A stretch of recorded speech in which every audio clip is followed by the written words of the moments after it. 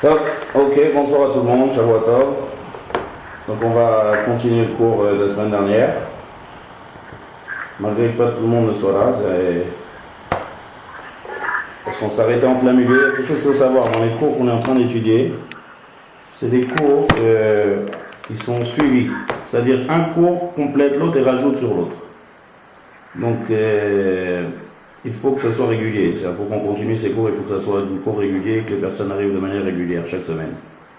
Sinon, ça n'a aucun sens. Si on rate un cours, après on ne comprend plus la suite et on va arriver à des cas pratiques pour appliquer. Donc voilà, on espère que le cours soit régulier, comme ça on va pouvoir enseigner de manière normale. Donc on continue. On continue le cours de Melechet Bichoul. Il y a beaucoup de bruit de fond là, je ne sais pas d'où ça vient.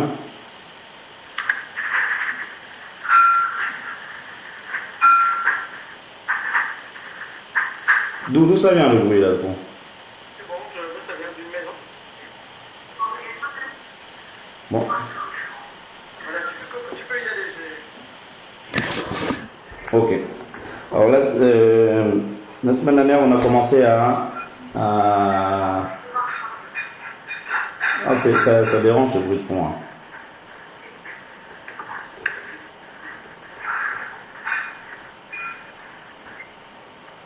Top.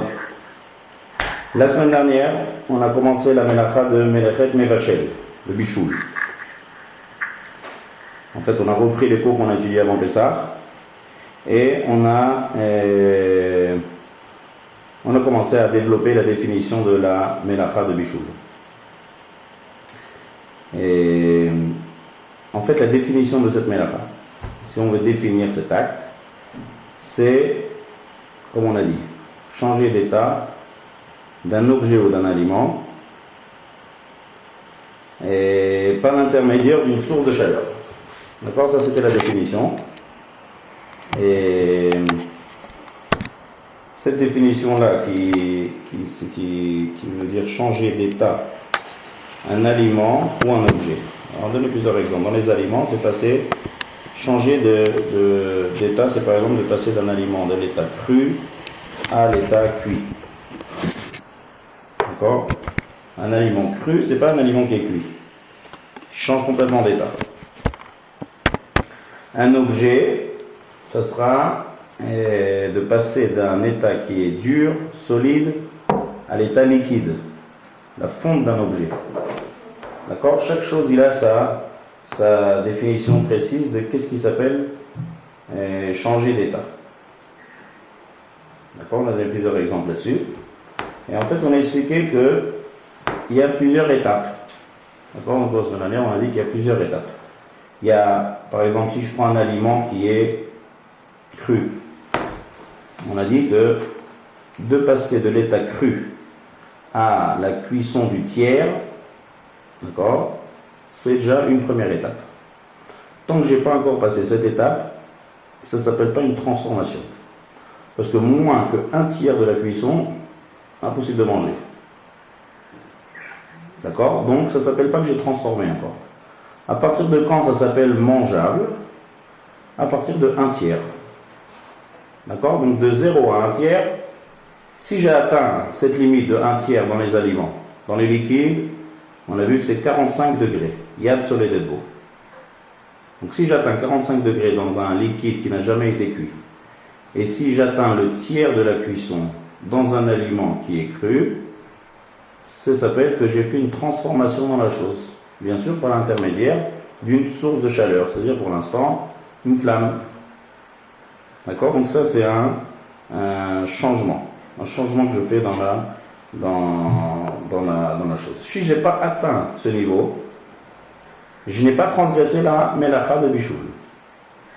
Par contre, je n'aurai pas le droit d'approcher une source de chaleur pour essayer d'augmenter un petit peu, on va dire, dans les liquides la température, ou bien augmenter un peu dans la cuisson jusqu'au quart de la cuisson. Il n'y a pas d'interdiction de Melacha, mais les Chachamim ont interdit de faire ça de peur que j'oublie. Si j'oublie, je dépasse le temps, et lorsque le temps qu'on a dit tout à l'heure, ce sera révolu, je transgresse la melacha de Bichoul. Donc tant que je n'ai pas atteint, je n'ai pas transgressé, seulement les Chacham nous ont interdit de mettre là-bas de peur que j'oublie. Dès que j'atteins ce niveau, c'est déjà une première étape, et donc ça sera interdit Mishum Bichoul. Lorsque maintenant, je passe de un tiers, c'est-à-dire j'ai un aliment, on va dire, qui a déjà été cuit le tiers de sa cuisson avant Shabbat, et que j'approche ça d'une source de chaleur. Alors là, tout ce que je vais activer jusqu'à que l'aliment arrive à sa cuisson totale, en hébreu, mevushal kol sopo, toute action que je fais, ça rentre dans la melacha de Bichoul. Donc on a dit qu'on remue le plat, ou qu'on ouvre le couvercle et qu'on referme le couvercle. Toute action, j'approche ça d'une femme qui est plus grande. Toute action que je vais faire pour activer, malgré que l'aliment que j'ai, il est déjà cuit au tiers, mais quand même, un aliment qui est cuit au tiers, c'est pas comme un aliment qui est cuit totalement.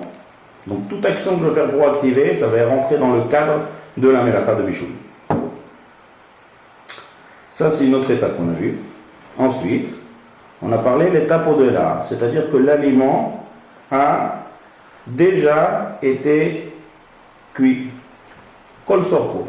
Alors, pour définir ça, les poskim ils expliquent que dès que ça devient mangeable pour la majorité, on va dire, des personnes, dès que ça devient tout à fait mangeable, pas en se forçant, pas en faisant la grimace, sans faire de remarques, on mange normalement. Dès que l'aliment est mangeable, ça veut dire qu'il a atteint la cuisson totale.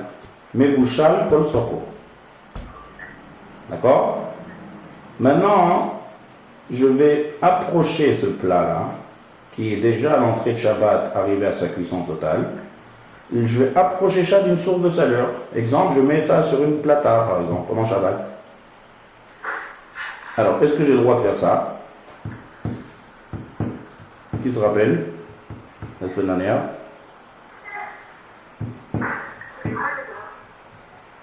Pardon? On ne peut pas le faire. Pourquoi?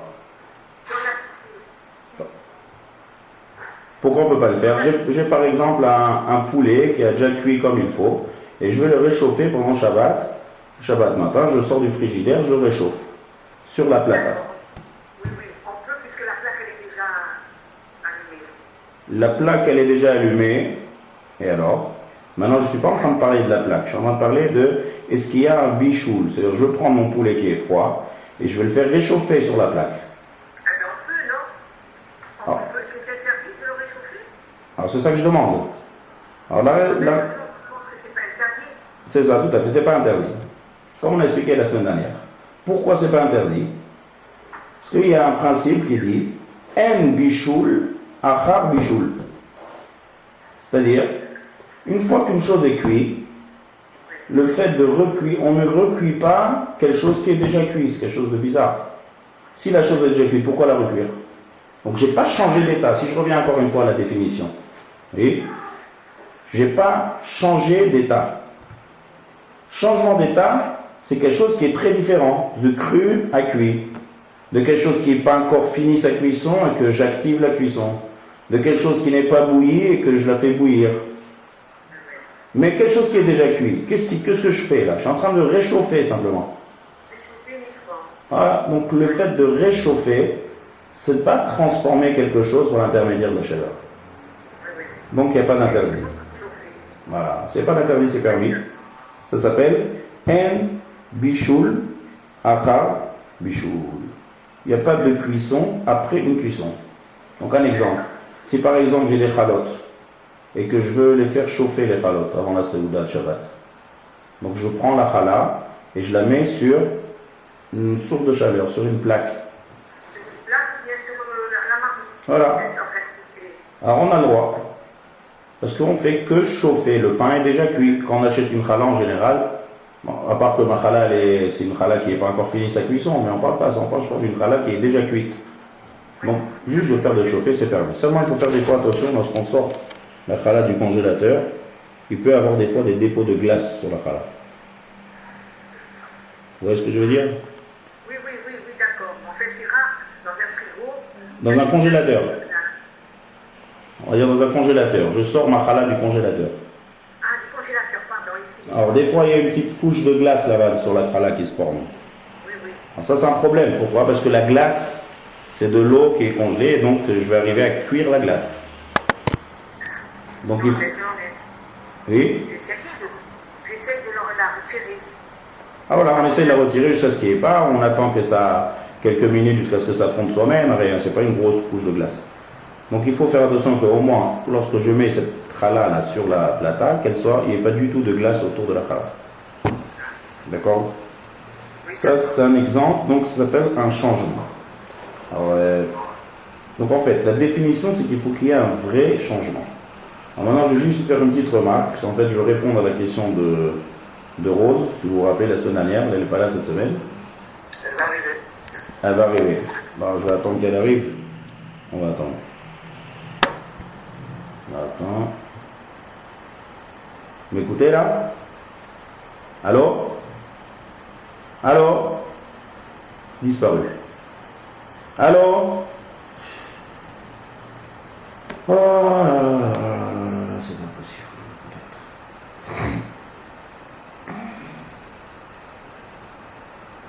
ما زي Serge.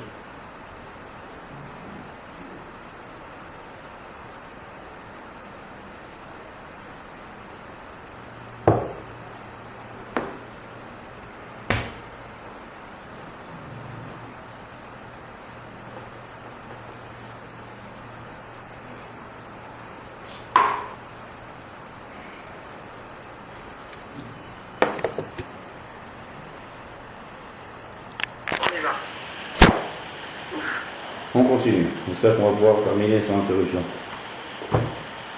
Et... donc où est-ce qu'on était?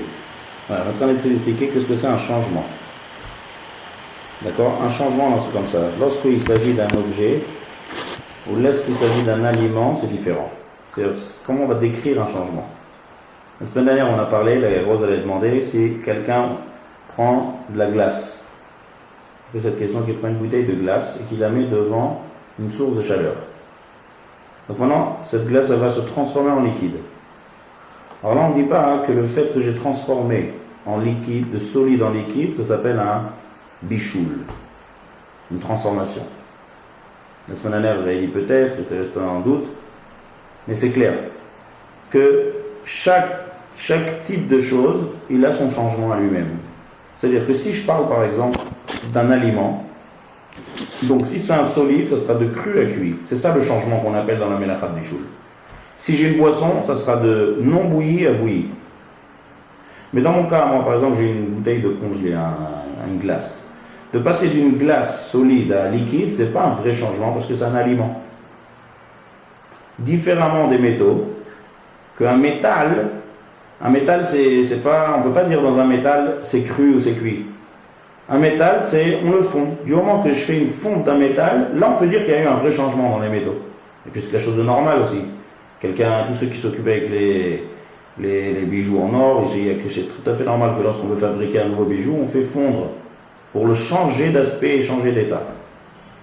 Donc de passer de quelque chose de solide à liquide, c'est plus dans les métaux, dans les objets.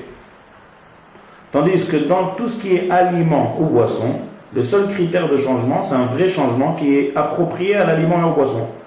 Donc dans l'aliment, ça sera de cru à cuit.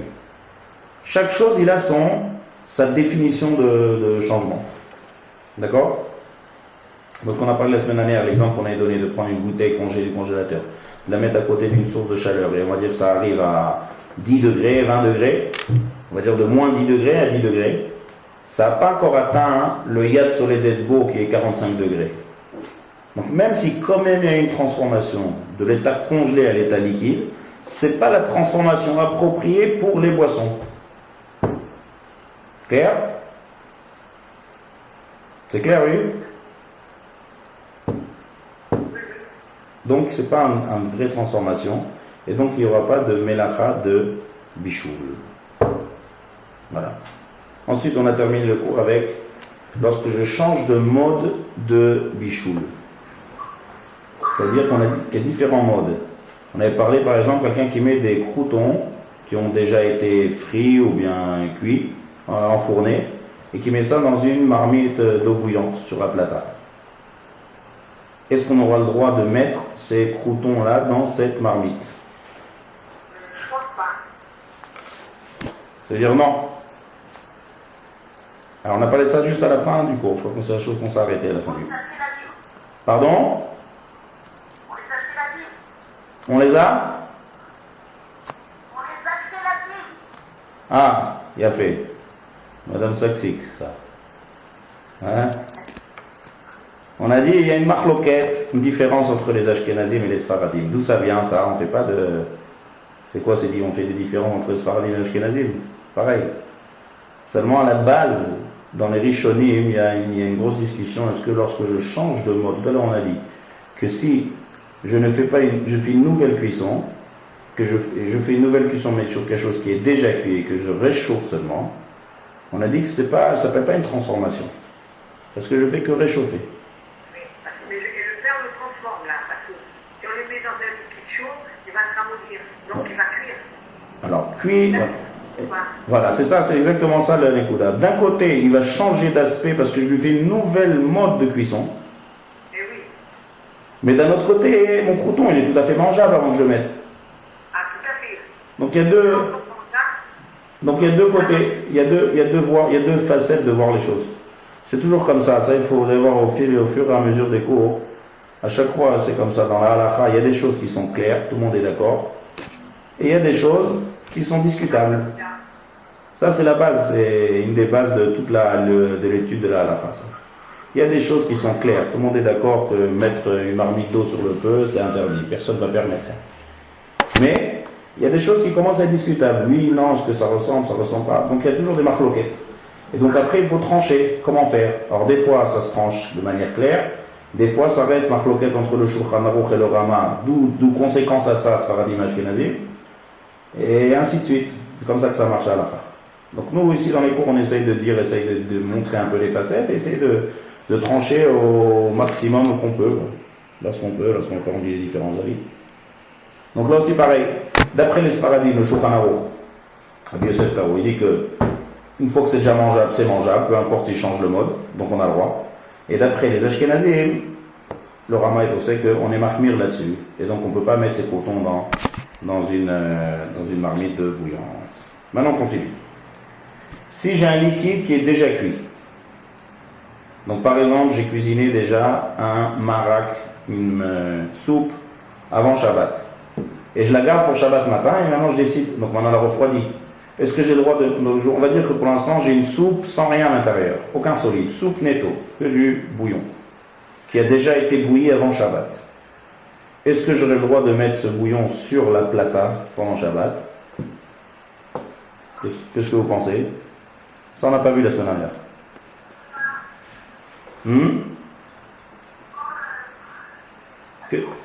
Qu'est-ce que vous pensez à ça? Est-ce qu'on a le droit de mettre ou pas? Alors là, je vais vous dire moi. Là aussi on a une marloquette. C'est-à-dire, il y a une marloquette. Qu'est-ce qu'on a dit tout à l'heure? Quelque chose qui a déjà été cuit, le recuire une deuxième fois, c'est juste le réchauffer. Donc ça, c'est pas une transformation. La question est, est-ce qu'on va dire ça même dans les liquides ou pas? C'est-à-dire, j'ai un liquide. Comment on fait un bouillon? On prend de l'eau, on met plein d'épices à l'intérieur, on va dire. Et je le fais bouillir avant Shabbat. Ça refroidit. Je le refais bouillir pendant Shabbat. Est-ce que le fait de refaire bouillir pendant Shabbat, ça va ressembler à réchauffer l'aliment qui est sec, qu'on a parlé tout à l'heure, ou c'est différent? Alors c'est une discussion, pareil entre les Rishonim. Et là c'est l'inverse. C'est les Sfaradim qui sont plus exigeants que les Ashkenazim. C'est-à-dire à la base ça vient dans les Rishonim. Et plusieurs Rishonim, par exemple le Rambam lui dit que il n'y a pas de bichoul après bichoul dans quelque chose qui est humide, c'est-à-dire qui est liquide. Et il y a des autres Rishonim, le Shulchan Aruch tranche comme eux, qu'il y a un bichoul après un autre bichoul dans quelque chose qui est liquide. Alors quels sont les arguments ici? Quels sont les deux côtés de la facette? Alors le Chazon Ish il explique ça très bien. Il dit comme ça, un aliment qui a déjà été cuit, un morceau de poulet qui est déjà complètement cuit. Le fait de le réchauffer, comme on l'a dit tout à l'heure, ça ne transforme pas l'aspect du poulet. Parce que l'aspect, quand c'est cuit, c'est un aspect qui est très différent. Chauffer, c'est un aspect qui est extérieur, ça ne se voit pas. Donc c'est pas un vrai changement, donc il n'y a pas de bichoul. Tandis que quelque chose qui est liquide, qu'il soit bouilli ou pas bouilli, ça a le même aspect. à peu près. Mais quelle est la différence alors maintenant qui fait entre un bouillon qui a été bouilli et un bouillon qui n'a pas été bouilli? C'est que je commence à faire bouillir, c'est-à-dire de l'eau. C'est la chaleur. Donc la chaleur, le réchauffement de quelque chose qui est liquide, c'est ça qui fait toute la transformation entre un liquide qui est bouilli et un liquide qui n'est pas bouilli. C'est-à-dire, en d'autres termes, le fait de réchauffer un liquide, c'est beaucoup plus important dans le changement d'aspect de la chose que quelque chose qui est sec, liquide, solide. Vous voyez la différence? Ça, c'est la logique de ceux qui interdisent de faire réchauffer un liquide qui a déjà été bouilli et qui est refroidi. Réchauffer un liquide, c'est important. Qui dit important, dit un changement. Un changement. D'après les autres, ceux qui pensent qu'il n'y a pas d'interdiction de faire bouillir, ils disent que sauf un liquide, de l'eau par exemple qui a bouilli, c'est pas comme de l'eau qui n'a pas été bouillie.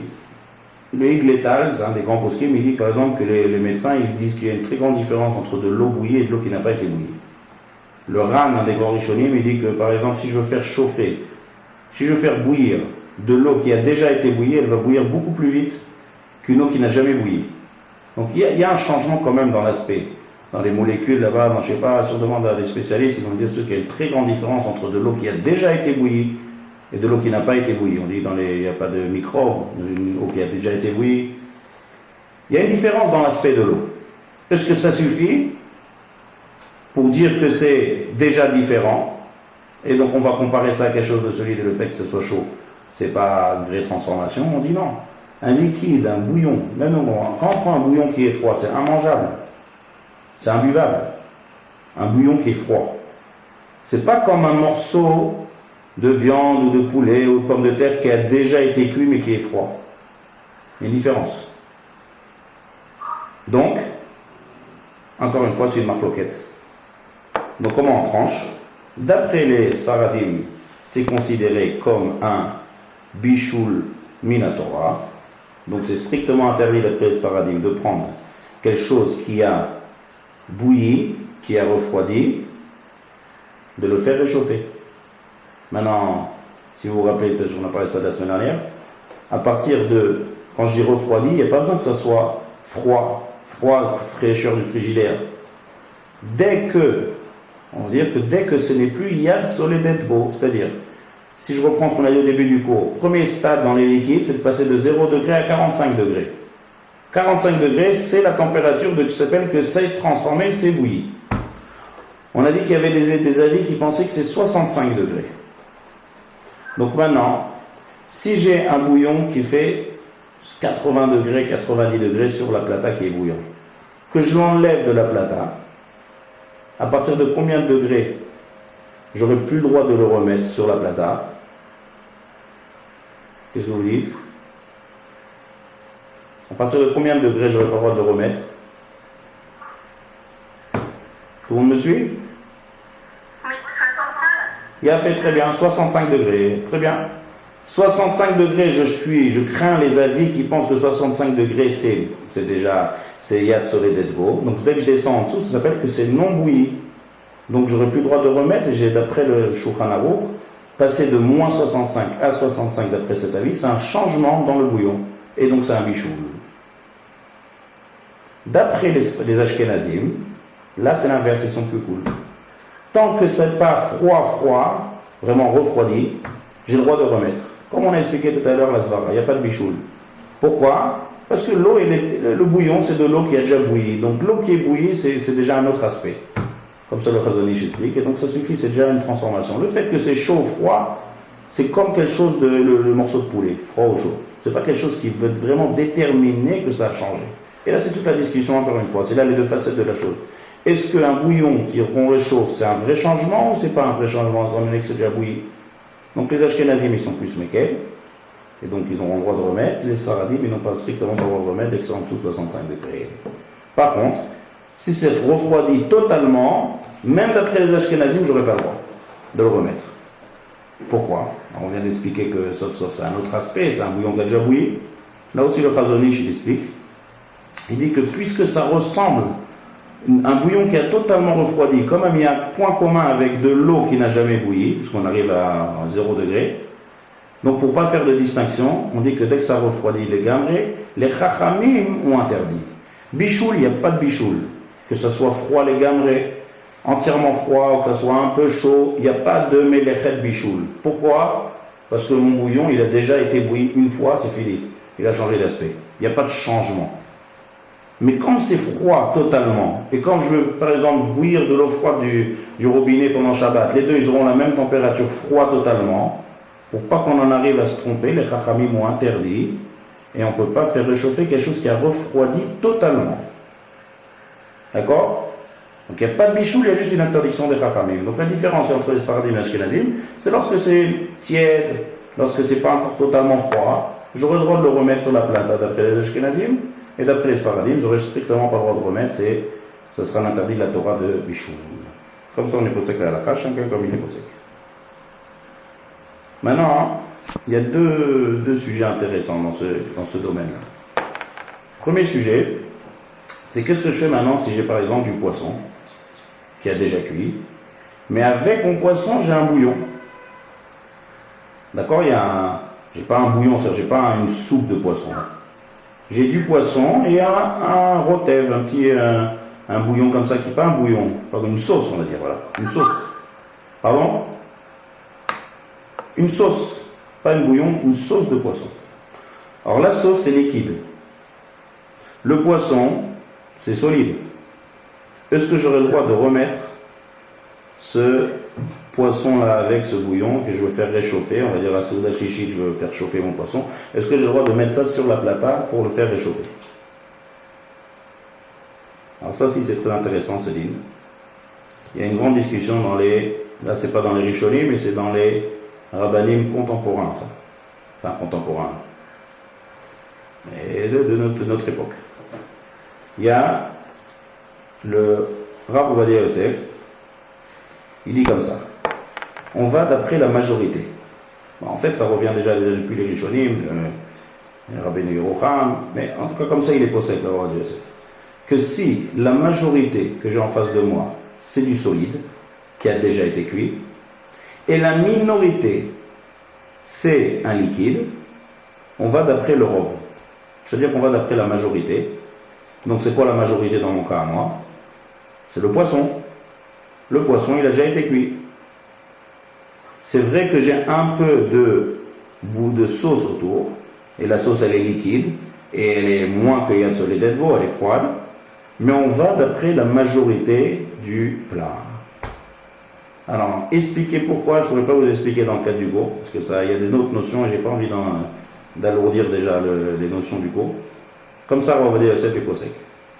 Le Rav Moshe Levi, le Rav Messas, Rav Shalom Messas, celui qui connaît, eux, ils interdisent.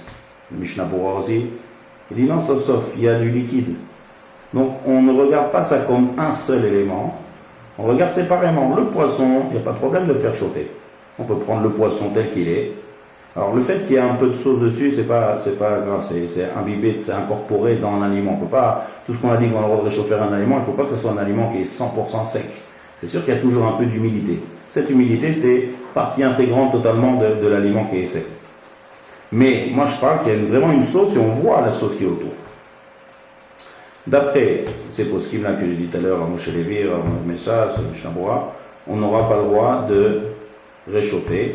On voit ça comme deux choses distinctes. Tout ce qu'on a permis, c'est lorsqu'on a dit tout à l'heure, incorporé dans l'aliment, que cet aliment il est un peu humide. Là, d'accord, c'est partie intégrante de l'aliment, on a le droit de faire réchauffer. Mais lorsque c'est séparé, on voit clairement en même temps du solide et du liquide, même si le solide est la majorité, bien sûr tout est cuit. Seulement j'ai un liquide qui a déjà été cuit, qui a refroidi. J'ai un solide qui a déjà été cuit et refroidi. Donc le solide, tout le monde est d'accord qu'on va le faire réchauffer. Le liquide, il y a une discussion. Est-ce que je vois ça comme deux choses séparées? Ou bien non, je vois la majorité qu'il y a et je vais d'après la majorité. Alors j'ai dit les deux avis qu'il y a. Rav Ovadia Yosef, il permet totalement de faire chauffer ça sur la plata. Il y en a même qui témoignent que comme ça, même chez lui, il faisait à la maison. Et Rav Meshash, Rav Moshe Levi, plusieurs poskim acherim interdisent. Donc chacun il fait comme son rab. D'accord? Ça, c'est les deux avis. Maintenant, deuxième chose, encore un autre point qu'il faut parler dans ce sujet-là. On va dire que quelqu'un maintenant, il y a des gens qui n'aiment pas trop manger les choses mijotées, Shabbat matin. Donc, ils ont un plat qu'ils ont préparé, qu'ils ont cuit avant Shabbat. Et ils veulent faire maintenant, d'un autre côté, ils veulent manger chaud le Shabbat matin. Donc, qu'est-ce qu'on fait maintenant? Et le plat est liquide. Et la personne, on a pris du frigidaire, malgré que ce soit pour les Sfaradim ou Ashkenazim, on ne peut pas le mettre sur la plata. Est-ce qu'il y a un moyen de permettre ça? Il y a des gens qui ne supportent pas manger mijoté. Il faut qu'ils mangent, ils veulent manger quelque chose de léger, un bouillon de légumes, ou le Shabbat matin. Donc maintenant, on peut pas manger. Pardon? Il prépare à l'avance, une soupe de légumes, elle se prépare à l'avance, elle ne se fait pas à la dernière minute. Enfin, à mon sens. Il a préparé avant Shabbat. Oui, bien sûr. Maintenant, il veut manger ça chaud le Shabbat matin. Qu'est-ce qu'il fait? Eh bien, il le sort du frigo, il se sert dans quelque chose, il a un petit récipient qui va sur la plaque, il la chauffe. Alors maintenant, c'est composé de liquide, de bouillon. Et là, la majorité est bouillon. Et ça, il ne faut pas le chauffer alors, quand c'est liquide. Voilà, c'est ça. Moi, je demande est-ce qu'il y a une solution. Alors, il y a une solution. Il y a une solution. Comment faire réchauffer ça? Non, le thermos, moi, c'est pas assez chaud. Moi, je veux bouillant. Eh ouais, il est difficile celui-là. Alors, il y a une solution. Allez, donnez-nous là. Il y a une solution, c'est le Rav Ovadia Yosef, dans son Sefer, Yabi Omer, Khazon Ovadia, qui parle de cette solution. Qu'est-ce qu'il dit? Il dit comme ça. Il y en a, bien sûr, il y en a toujours qui discutent là-dessus, mais il y a beaucoup aussi qui permettent ça. Je vais vous dire comment, en bref, quelle est la solution. On prend une plata, c'est-à-dire la plata de Shabbat, et on met un Sharon Shabbat, c'est-à-dire comment on traduit ça, Sharon Shabbat? Une minuterie, branchée sur la plata. On va dire que le repas est à midi. Donc on va dire que ça se met en marche automatique, la plata se met en marche automatiquement à 10 heures. Maintenant, moi je sors mon plat, mon bouillon qui est froid, qui a déjà été cuit, bien sûr. Attention, on ne parle pas que je cuis. On parle que mon bouillon a déjà été cuit et que maintenant il a refroidi. Je pose ça à 9h30 sur la plata. Donc au moment où je pose sur la plata, est-ce que ma plata est allumée? Non, parce que j'ai dit qu'elle s'allume à 10 heures. Donc j'ai mis sur la plata lorsque ma plata était éteinte. Et après, ça va s'allumer tout seul. Et ça va chauffer tout seul. Vous avez compris comment ça marche? D'abord, est-ce que le cas est clair? Alors je reprends parce qu'il ne faut pas se tromper là, il ne faut pas planter un petit détail. Mon bouillon est déjà cuit. Je n'ai pas le droit de commencer à préparer mon bouillon Shabbat matin comme ça sur minuterie. Ça c'est sûr que c'est complètement interdit. Mon bouillon est déjà cuit. Après je vais expliquer pourquoi. D'abord le cas est clair. Premièrement, le bouillon est déjà cuit. Il a refroidi bien sûr. Ma plata est sur minuterie, elle va s'allumer à 10 heures. Je mets sur la plata lorsque la plata est éteinte avant 10 heures. Si la plata est déjà allumée, alors on indique que c'est interdit, d'après les Sfaradim, de mettre quelque chose de froid sur une source de chaleur. Mais là, ce n'est pas source de chaleur, la plata est éteinte. Seulement, ça va s'allumer automatiquement, et après, donc, ça va bouillir automatiquement. Oui, ça va chauffer jusqu'à midi. Voilà, c'est ça la solution, comme ça, le Rav Ovadia Yosef permis dans son Sefer. Maintenant, explication. Pourquoi? Alors, il a fait... Voilà, Madame Saksik dit que il y a un problème de gramma. Alors je vais expliquer qu'est-ce que c'est d'abord gramma. Alors qu'est-ce que c'est ce théorème là, ce principe? Tout le monde sait ce que c'est gramma? Non, moi je ne connais pas ce terme-là, je ne le connais pas. Voilà, parce que c'est un terme qu'on a expliqué dans les cours de l'introduction, qui sont d'ailleurs enregistrés dans notre site d'An Halacha. Et là-bas, il y a toutes sortes de principes très importants. C'est des cours qu'on ne peut pas éviter, bien sûr. Donc, il y a un principe qui s'appelle gramma. Qu'est-ce que c'est ce principe? Gramma, c'est causer quelque chose. C'est-à-dire, causer, l'exemple classique qu'on a dit, c'est il y a le feu, il y a une flamme, et il y a un incendie. et moi je veux arrêter l'incendie pendant Shabbat. Qu'est-ce que je fais? Je prends une cruche d'eau et je fais une barrière de cruche d'eau. Maintenant, on est d'accord que mettre une cruche d'eau, c'est pas... Ça s'appelle pas que j'éteins le feu. Ça s'appelle que lorsque le feu va arriver aux cruches, les cruches vont exploser et ça va éteindre le feu.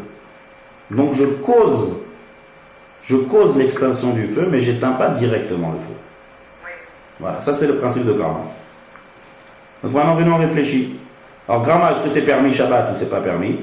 Alors la Gemara a dit qu'on a le droit de faire ça devant Shabbat quand il y a un incendie. Seulement, il y a une discussion dans les Rishonim. Est-ce que c'est que dans un incendie qu'on a permis ça ou tout le temps? Là, la elle est que c'est que lorsque il y a une perte, quand il y a un incendie. En général, on n'a pas le droit de causer. Ça interdit des Chachamim de causer une Melacha de Horaïta. D'accord? Maintenant, dans notre cas à nous, c'est différent. Pourquoi? Il y a deux sujets ici qui se rejoignent en même temps. Il y a mon bouillon qui a déjà été cuit et qui est refroidi. Donc d'abord, avant qu'on arrive à ça, lorsque je mets mon bouillon froid sur la plata et qu'après la plata va se mettre en marche, si je décide que bichoul, c'est une mélacha de la Torah, est-ce que ça s'appelle que j'ai causé le bichoul ou ça s'appelle que j'ai cuit directement?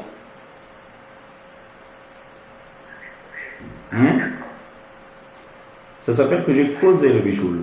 Parce que lorsque j'ai mis bichoul, définition, on a toujours dit définition, c'est approcher d'une source de chaleur un aliment qui n'est pas, que je veux transformer. Mais là il n'y avait pas de source de chaleur, c'était éteint. Le fait que ça va s'allumer, ça va cuire, ça s'appelle que j'ai causé la cuisson de la chose. C'est Grama.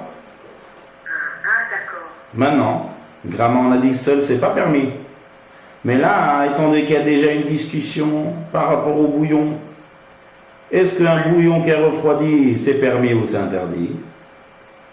Et il y a aussi une discussion au sujet de Grama. Est-ce que Grama, dans l'interdit de la Torah, c'est permis ou c'est interdit? Lorsque les deux choses se rejoignent ensemble, on permet. Ça, c'est les principes de Hilchatik. Pour celui qui connaît, ça s'appelle le Safek Sfeka. C'est une des règles de Halakha, comment on tranche. Mais on n'est pas obligé de retenir tout le processus. Ici, c'est très spécial. Il y a déjà une discussion. Est-ce qu'il y en a qui disent qu'il n'y a pas du tout de bichou dans un bouillon qui a déjà refroidi? C'est pour ça que j'ai bien précisé que le bouillon a déjà été cuit. Si le bouillon n'a pas été cuit, alors je n'ai pas le droit de causer une cuisson pendant Shabbat. Étant donné que déjà le fait de réchauffer un bouillon, c'est déjà discutable. Alors c'est vrai qu'on a tranché que c'est interdit, mais c'est quand même, ça n'empêche pas que c'est discutable. C'est pas parce qu'on tranche une halakha qu'on annule des avis. Ils sont là. Et le fait de causer, c'est aussi discutable. Donc discutable plus discutable, ça fait permis. Bon, il ne faut pas prendre ça à la lettre et appliquer ça dans toute la halakha. Ça, c'est que des poskim et khatim qui peuvent permettre de faire ça. Mais comme ça, le Rav Ovadia Yosef est conseillé dans son secret. Parce que c'est un liquide, alors on n'a pas le droit, ça pose plus de problèmes qu'un aliment plus consistant. Un aliment consistant, j'ai le droit de le mettre directement sur la plata. Et le liquide, non. Le liquide, on a vu que c'est une discussion.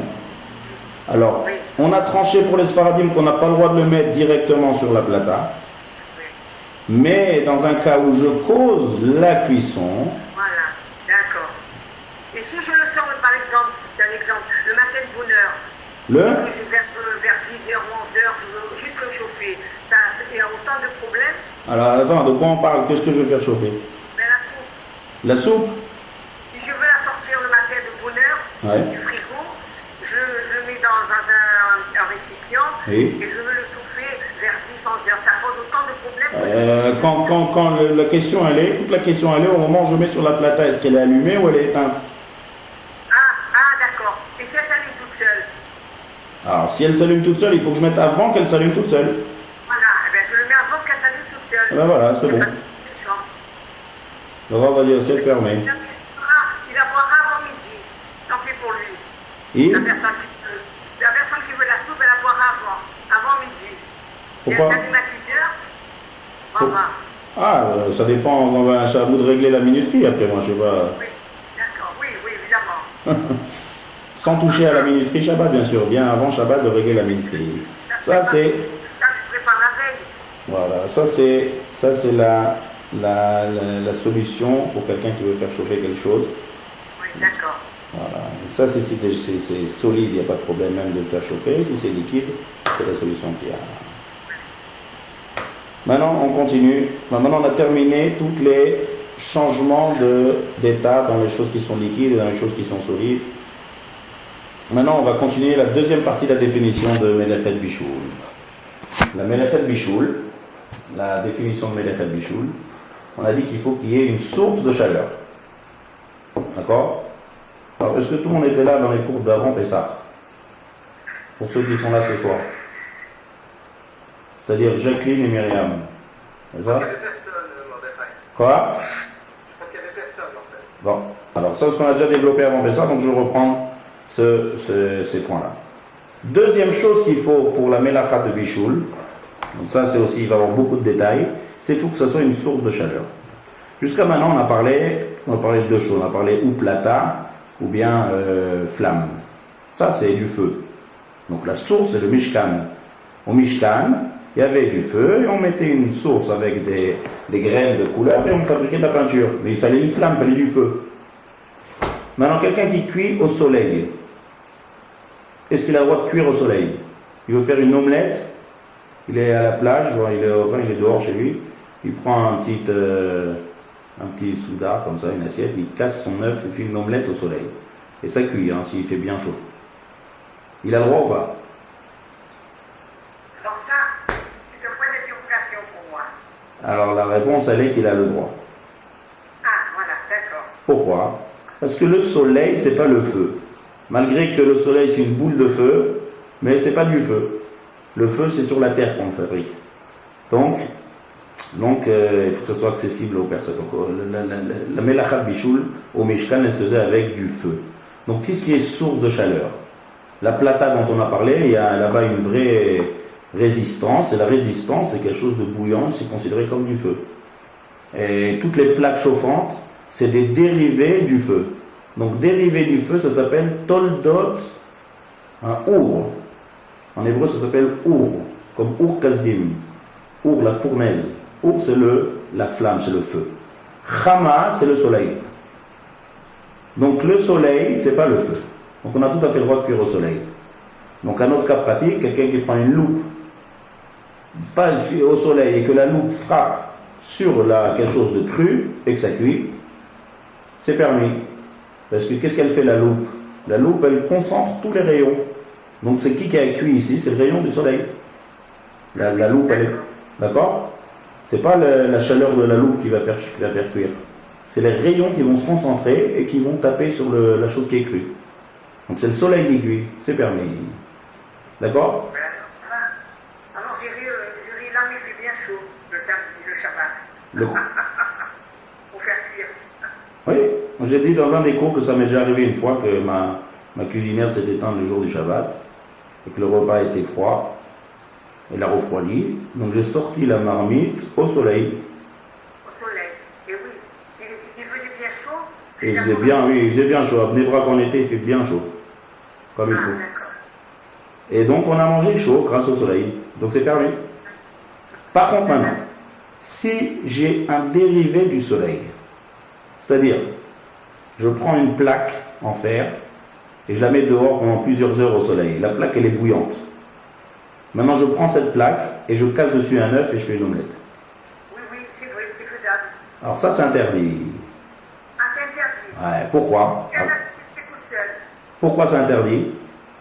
Parce que c'est pas le soleil, c'est un dérivé du soleil. Ah, d'accord, oui, vous avez raison. Voilà. Et là, les Chachamim, ils ont interdit ça. C'est pas au titre de la Torah. C'est-à-dire, point de vue Torah, il n'a pas transgressé la Melachat Bichoul, parce que la Torah, il faut du feu, comme c'était au Mishkan. Mais là, puisque si je prends une plaque et je la fais chauffer au feu, et si je prends une plaque et je la fais chauffer au soleil, ça ressemble. Et donc, puisque ça ressemble, dès que ça ressemble, les Chachamim, ils viennent, ils mettent des barrières.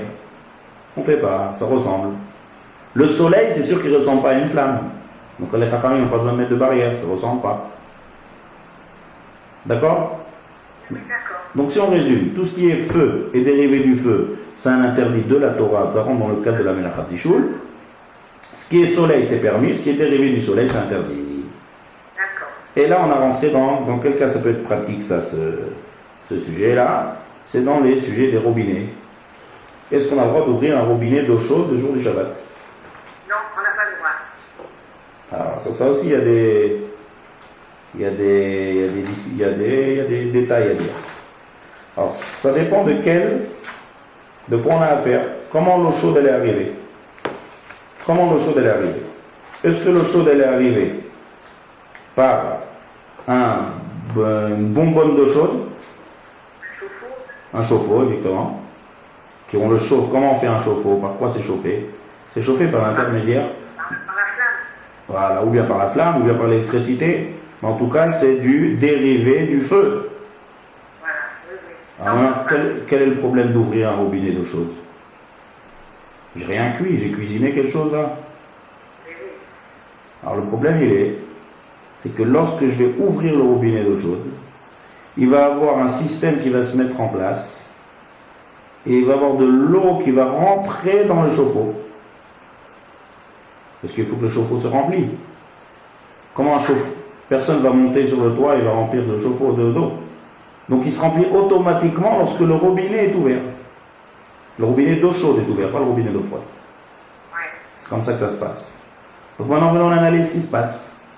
En ouvrant le robinet d'eau chaude, il n'y a pas de problème. J'ouvre le robinet d'eau chaude, il y a de l'eau chaude qui descend, il n'y a pas de problème. Seulement après, il va y avoir de l'eau froide qui va rentrer dans la bonbonne d'eau chaude. Pour se chauffer. Alors ça, c'est pas, ça, il ne faut pas. Voilà. C'est un problème. Pourquoi c'est un problème? La bonbonne d'eau chaude, c'est dérivé du feu. Pourquoi c'est dérivé du feu? Parce que l'eau, elle est bouillante dans le chauffe-eau. Et une eau qui est bouillante, elle est bouillante à cause de quoi? À cause du feu. Donc quand ça arrive à la température de Yad Soledetbo, c'est-à-dire dans ce cas-là 45 degrés, ça a déjà une force de cuire. Parce que quand par exemple je cuis, si je cuis, ça c'est un détail qu'il faut dire qu'on n'a pas dit, que jusqu'à maintenant on a parlé que par exemple quand on veut cuire, on met ça sur une plata. Si maintenant j'ai un marmite qui est bouillante, que je fais sortir de la plata ou sortir de la flamme, eh bien j'ai pas le droit de mettre quelque chose de cru dans ce récipient-là, dans cette marmite. Pourquoi? Ah ben, c'est plus sur le feu. Mais étant donné que c'était déjà sur le feu, et c'est bouillant, donc ça a la force de cuire. Donc c'est une dérivée du feu. Clair? Donc un kli rishon, ça s'appelle en hébreu.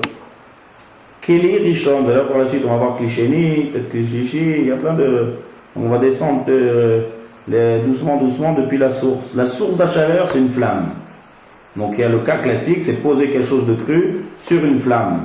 Poser quelque chose de cru sur une plata, ça c'est la source. Mais même un marmite qui a été sur une source de chaleur et qui est arrivé à bouillir, qui a atteint 45 degrés, c'est devenu un dérivé du feu. Et donc c'est pareil, ça à 45 degrés, même si je l'ai enlevé du feu, ça cuit quand même. Donc maintenant, ma bonbonne d'eau chaude, que j'ai éteint mon système d'eau chaude avant Shabbat, ou qui reste allumé, c'est pareil, parce qu'il est encore bouillant. Donc l'eau, pourquoi on ne peut pas s'en servir? Parce que ça va automatiquement mettre en place un système que de l'eau froide va rentrer à l'intérieur. Alors c'est pas direct, c'est comme on a dit tout à l'heure, c'est gramma. Mais quand même c'est interdit gramma, on a dit. On ne permet pas gramma dans quelque chose qui n'a pas été cuit, rappelez-vous ce qu'on a dit tout à l'heure. On a permis là-bas seulement dans un cas où ça a déjà bouilli, ça refroidit, mais là c'est de l'eau qui n'a jamais bouilli qui rentre à l'intérieur. Donc ça va refaire le même système. Donc je ne peux pas ouvrir mon robinet d'eau chaude. D'accord? Donc j'ai le droit d'ouvrir le robinet d'eau froide, seulement le robinet d'eau froide dans un Shabbat. Ça c'est dans la Khalemassé qui sort de ce qu'on vient de dire. Maintenant si je l'ai laissé allumer si j'ai ouvert, j'ai oublié, j'ai ouvert le robinet d'eau chaude. Est-ce que j'ai le droit de refermer le robinet? Je pense. Je pense que oui, on peut le refermer. Pourquoi? Qu'est-ce qui se passe quand on ferme le robinet? L'eau s'arrête automatiquement. L'eau s'arrête dans mon robinet. Mais l'eau que j'ai fait rentrer, l'eau qui est rentrée par le système, elle va cuire. Oui. Maintenant, si je laisse le robinet ouvert, qu'est-ce qui se passe? L'eau, elle l'eau chaude va descendre. Pas dans ça la rue. Et l'eau froide ne va pas avoir le temps de cuire. Ah oui, oui, d'accord. Donc, il vaut mieux ne pas fermer. Ah, d'accord, oui, oui. C'est clair? Oui, oui, oui, oui, d'accord, oui. C'est Jacqueline qui parle? Oui, oui, c'est pour moi. Ah, parce que les autres, j'entends pas. Parce que j'entends personne de... Je veux savoir si les autres ils suivent ou ils m'ont lâché déjà depuis un quart d'heure, 20 minutes, je sais pas, j'en sais rien, j'ai aucune idée. Oui, j'ai l'impression. Non, non, on n'a pas lâché. Tout le monde me suit. Oui, mais il ne faut pas bavard, c'est Il faut pas avoir honte de... on écoute. Non, il faut pas avoir honte de poser des questions si c'est pas clair, parce que c'est des notions, chaque notion, c'est pas évident, il faut bien que ça soit clair. Dès que c'est pas clair, il faut pas avoir honte de dire. Répétez. On continue. Donc, vaut mieux laisser le robinet ouvert. Parce qu'en laissant le robinet ouvert... Pardon? J'ai dit, vaut mieux le laisser ouvert, ça pose moins de problèmes. Oui, ça pose pas de problème, parce qu'en général, lorsque c'est ouvert, donc maintenant, l'eau chaude va vite, au bout de 10 minutes maximum, l'eau chaude va descendre, et l'eau froide qui est rentrée, il lui faut un certain temps pour que ça arrive. Et en général, la majorité des coups, ça ne va pas cuire. Mais si je ferme, donc ça va bloquer le système en bas, et l'eau froide va dire qu'elle va cuire. Donc en fermant, je vais être gorem, je vais causer la cuisson de l'eau. Tout ça, ça part dans un cas où mon chauffe-eau était éteint à l'entrée de Shabbat. Mais si aussi par inadvertance j'ai oublié et j'ai laissé le chauffe-eau allumé pendant Shabbat. Alors là, qu'est-ce qu'on fait? Ah, tu l'avais laissé allumer. Donc maintenant, l'eau, elle va toujours rester chaude. Eh oui. Donc si je ferme mon robinet, c'est sûr que ça va cuire. Si je laisse ouvert, ça va aussi cuire. Donc là, on est coincé dans ce cas-là. Bon, ben alors, moi, j'ai pas compris la différence, moi. J'ai pas compris la différence. La différence, elle est comme ça. Si jamais mon chauffe-eau est allumé, donc l'eau chaude ne va jamais s'arrêter, il va toujours avoir de l'eau chaude.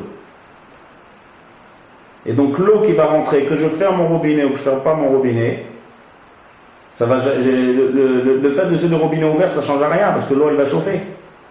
Eh oui. Tout à l'heure, ça parle que mon chauffe-eau est éteint. Donc au bout de 10 minutes, mon eau chaude, elle va s'évacuer. Il n'y aura plus maintenant d'eau chaude pour faire réchauffer mon eau froide qui rentre à l'intérieur. Donc qu'est-ce que je fais? Je vais laisser ouvert tout Shabbat, mon robinet. Alors on appelle un goy, on appelle un non-juif qu'il est de fermer le robinet. Pourquoi? Parce qu'on a dit que si on ferme le robinet, c'est qu'un interdit des chachamim. Parce que c'est pas du direct. De dire à un goy, c'est un interdit des chachamim. Donc on a le droit de dire à un non-juif de faire un interdit des chachamim en cas de perte. Parce que là, si je laisse l'eau ouverte tout Shabbat, c'est une grosse perte en cas de besoin. Donc c'est la solution qu'il y a. Lorsqu'on étudiera les dynimes de non-juifs, on expliquera ça bien plus en détail, plus approfondi. Mais ça, c'est la solution. C'est la seule solution qu'il y a. Dans le premier cas, Ouais. c'est aussi une perte. Oui, mais le chauffe-eau, il est éteint. Le chauffe-eau, il est éteint. C'est aussi une perte puisque je dois laisser que toute l'eau chaude coule. Ah, c'est pas une grosse perte, ça. Ah ben oui. C'est quand même plus de 10 litres, hein. Oh, non, au bout de 10 minutes, non, j'ai pas besoin de vider. Comme ça, au moins, je suis tranquille. J'ai pas besoin de vider tout le chauffe-eau. Non, mais on a oublié, c'est pas oublié. Voilà. J'ai pas besoin de vider tout le chauffe-eau. J'ai besoin que l'eau arrive à moins qu'il y ait sur les beau. Bah oui. Au bout de 10 minutes, un quart d'heure maximum, ça descend, c'est déjà plus... Quelqu'un il éteint le chauffe-eau et qu'il ouvre le robinet à fond comme ça, chaud, au bout de 10 minutes, c'est déjà plus à sur les beau. Donc ça n'a rien à voir avec un chauffe-eau qui est resté allumé et que l'eau reste toujours bouillante. Deuxième point, ça on va dire très brièvement parce que comme les cours ils sont pour la France et ça n'existe quasiment pas en France, peut-être dans le sud, à Marseille peut-être, c'est les chauffe-eau qui sont faits, qui étaient chauffés par le soleil. Douk Shemesh. Oui. Ah oui, oui. Chauffage solaire. Peut-être dans le sud ça existe, je ne sais pas. Mais chauffage solaire. Ouais. Alors qu'est-ce qui se passe ici? C'est la même chose, j'ouvre mon robinet d'eau chaude. Il va y avoir de l'eau froide qui va rentrer dans le chauffage solaire, seulement là il y a une grosse différence. Quelle est la différence? Parce Voilà, mais c'est interdit quand même par les Chachamim. Parce que c'est un... Elle chauffe avec le soleil. Oui, c'est un dérivé du soleil. Oui, oui. C'est des plaques qui captent... Qui cuit au soleil? Non, c'est un capteur. Il y a un capteur là-bas. Si vous voyez sur les toits en Israël, sur tous les toits, il y a ça. Il y a un gros double shemesh en grande bonbonne. Et à côté, il y a des récepteurs. Des récepteurs électriques. Des récepteurs, pas électriques, des récepteurs. Ces récepteurs, ils captent les rayons du soleil et ils font chauffer la bonbonne. Oui, oui. Donc l'eau, elle est bouillante là-bas, mais c'est une dérivée du soleil. Oui, ah d'accord. Donc les Chachamim ont interdit, parce qu'une bonbonne qui a été chauffée avec de l'eau de manière électrique ou chauffée avec le soleil, on ne voit pas du tout la différence dans la bonbonne. Donc c'est interdit par les Chachamim. Mais étant donné que je ne monte pas sur le toit et je verse un verre d'eau dans la bonbonne, j'ouvre le robinet d'eau chaude et indirectement il va y avoir de l'eau froide qui rentre à l'intérieur. Donc c'est gramma, on parle beaucoup de gramma aujourd'hui, ouais. Gramma dans un issour des rabanan. Vous voyez la différence? Tout à l'heure, l'eau a été chauffée par la source de chaleur de feu. Donc même indirectement c'est interdit. Par contre, dans le cas qui est chauffé par le soleil, c'est causé indirectement un interdit qui est des Chachamim, qui est pas du même niveau que l'interdit de la Torah. Donc lorsque c'est indirect et c'est des Chachamim en cas de besoin, on aura le droit d'ouvrir le robinet. Ça aussi c'est un psak halakha du Rav Ovadia Yosef. Un très très long psak halakha dans cette chouva de Yabia Omer. Après plusieurs dizaines de pages, c'est ça qu'il arrive comme conclusion. D'accord? Claire la différence entre les deux robinets? Donc un robinet... Pardon? Tu l'ouvres et l'autre non. Voilà. Le robinet qui est chauffé. Il faut que ce soit entièrement chauffé à haute chaleur, parce que des fois il y a les deux systèmes dans un même... il faut que ce soit que par le soleil. Si c'est quelque chose qui est chauffé par le gaz ou par l'électricité, donc on n'a pas le droit d'ouvrir pendant Shabbat l'eau chaude. D'accord? Donc ça c'est pour tous les sujets qui sont de source de chaleur. Maintenant, non, je crois qu'on va s'arrêter là pour aujourd'hui. Quand est-ce qu'on a? Ça fait déjà 1 heure de cours. On continue encore? On continue encore un petit peu. Ouais. Donc on va s'arrêter là. Par la suite, on va commencer à continuer encore des autres sources de chaleur. C'est-à-dire que si je prends, on a dit, d'une marmite qui est clirichonne, qui était sur le feu, et que maintenant je verse sur un aliment qui est cru. Est-ce que c'est permis ou est-ce que c'est interdit? Deuxième sujet, si je transvase ce qu'il y a dans ce clirichon et que je transvase dans un autre ustensile qui est froid, je prends ça de mon armoire, une autre marmite, je verse cette eau bouillante et je veux mettre quelque chose à l'intérieur. Est-ce que j'ai le droit ou j'ai pas le droit? Ça s'appelle clichénie. En principe, non. Alors ça on va voir. Ça va être le sujet des cours et les attachements de la semaine prochaine.